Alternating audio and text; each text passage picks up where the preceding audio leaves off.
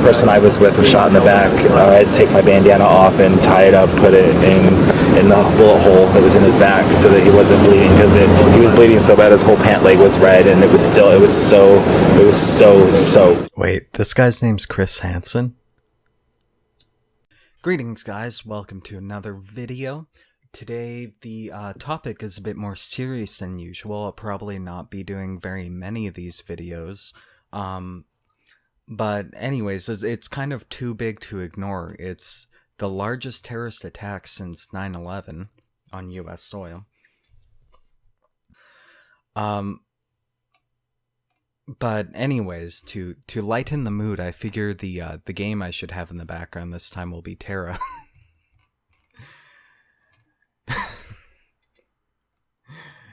Yes, a very serious game for a serious matter here. But anyways, there's another YouTube channel. It goes by Harmful Opinions. He recently did a video, I believe it was recent, on Cologne, in which a group of like 100 migrants raped a bunch of women in Cologne. And I'll have a link to that video. That brings up some good points, and yeah, some food for thought. But anyways, I think this attack should be quite an eye-opener. Immigrants out and make America great again! For people. Because we live in a society where people are so politically correct nowadays that you can't even say the facts. You can't even think the truth, because the truth is racist. Because the world's a violent place, let's be real. There's horrible people everywhere of all shapes and sizes, and we can't ignore when horrible things happen. So what I'm saying is people should take this seriously. People shouldn't just brush it off. And I remember arguing with one of my friends about terrorism, about the Cologne attack, and about the Paris bombing. And they said it was a tragedy. Yeah, I'd be sad if my family died in that bombing. But still, you shouldn't take away the rights of thousands of people just because some of them are extremists. And I can see where they're coming from, but you're saying the trade-off is worth it, to have people killed left and right, to have scores of people killed on a rare basis, I guess. It's not really, like, this should be really rare that stuff like this happens, but it seems to happen like all the time nowadays. So I really think something needs to be done about it. And there's a reason why we have police, you know. What my friend was saying is that terrorists just want to instill fear, and the way we react to terrorists is how they win. It's what gives them power. But the thing is, not acting whatsoever allows them to kill people. And killing people's what makes us scared. We're scared of death, right? Only makes sense.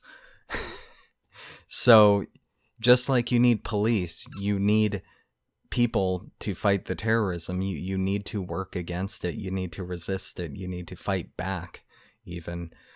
Because the only way to beat terrorism is to kill the terrorists. There's no other way around it.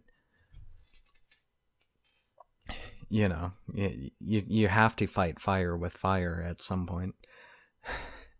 Especially when you're dealing with extremists. You can't really take any chances with extremists. It's kind of like a plague. If a couple people have been infected by a plague in say, a hospital, and you're like, remember that that outbreak, what was that Ebola. Like, you have to quarantine everyone. You can't just pick the people who you know have it. Like, if it could have spread to other people they've come in contact with, you have to quarantine everybody, you know. Or if there's a riot, if there's a riot, the police have to tear gas people to break up the riot. They can't like precision take out all the rioters and leave the people who are stuck in between the mess. You kind of have to you have to crack some eggs to make an omelet, basically. And basically what's happening is, well, okay, let me clear this up. I guess this guy's born in New York, so he is an American citizen. But he's an extreme Muslim who believes that jihadists... I mean, what the fuck am I saying? He's a Muslim extremist who believes that... who believed that what he was doing was good, that he was helping these people, that in death that would be the only way they could be forgiven for their sins. But the thing is, we live in the Western world, and that's not acceptable. You can't kill people. So I think we really need to step up. We need to put aside this political correctness. We need to be real here. We need to fight for our own freedoms. We need to protect our people. And you know what? If it's only 1 in 1,000 that are extremists, that's still 1 in 1,000 too many. Because if you just let people come in without inspecting them whatsoever, without checking their background, keeping an eye on them, then people are going to die. There's no ifs, ands, or buts about it. And if you don't believe that, then you're kind of blind. Like, you think this was just a tragic, unpredictable event that nothing could have been done about. You're wrong. The FBI was actually... The FBI actually investigated this guy back in 2003, I believe? No, 2013. Only 3 years ago. His coworkers were saying he was making homophobic and racist remarks and threatening to kill people. And he claimed that he had family connections to Al-Qaeda. And after he was questioned, he claimed that he just said that basically out of frustration. And then the FBI investigated him for 10 months and determined, nah, he's of no threat. And do you know why that is, I think? I think it's because he can't be a threat, because if you say he's of a threat, you're being a racist in today's society. Whereas I think if anybody says they have family connections to Al-Qaeda, they should never be not under watch again for the rest of their life, regardless of what they do or say. That's just my opinion on the matter. Anyways, here's a picture of the guy. Gonna do a flip here in 3, 2, 1, boom. I think he looks just like freaking Robert from Everybody Loves Raymond in this picture. Or no. 3, 2, 1, boom. H3 did it. Why'd you do it? H3? But anyways, this is not a laughing matter. No joking around. That's another thing. I think anything should be able to be joked about. Really.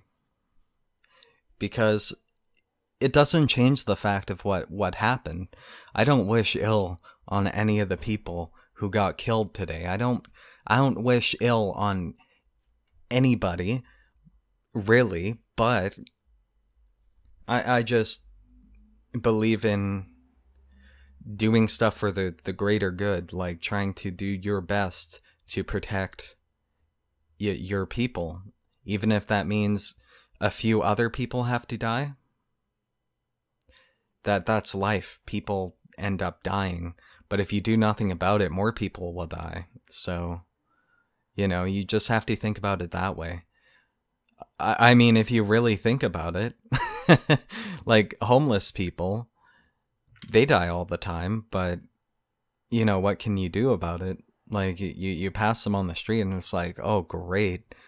This guy's probably just junkie and just going to spend it on drugs, and you walk away. But, you know, you're going to try to save hundreds of thousands of people from another country, and a bunch of attacks are going to happen following, killing off many of your own people afterwards. You know, you got to think about it. And, you know, I really don't know what else to say. I don't get why people are doing all this anti-Trump crap. I think a lot of people are sick of seeing all these Trump supporters, and they are sick of seeing all this prejudice. You know, you turn on the news, it's like, here's the latest. Look at that, just shooting back and forth. He won't even use the term radical Islamic terrorism. I think he thinks everyone's just a sweetheart, which I think is insulting to our country, and it's insulting to everybody. If you don't describe what's happening, you're never going to solve the problem. I think this is going to wake people up a bit. You know, people can say what they want. Like, people can say, oh, Trump's a racist. But this attack basically proves that something needs to be done to that extent, and that it's not really racist. It's just a necessary precaution at this point. There's another horrible joke I heard. So Muslim guy walks in a gay bar, and the bartender asks what it'll be, and the Muslim guy says, shots for everyone. But, okay, that's the last terrible joke. Anyways, leave a like on the video if you liked it, or if you found it offensive, definitely leave a dislike on it.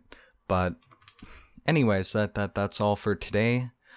I'm not really good with these political videos or anything, so I won't be doing many of these, but this was just such a serious incident that I had to give my 2 cents on it, and yeah. I hope you guys have a wonderful day, a wonderful, safe day, you know. And yeah. Oh, also, if you leave a like, there will be a Pokemon under your pillow. Yes, your very own Pokemon. This is not a scam. I'm totally ripping off Leafy again. But anyways, peace.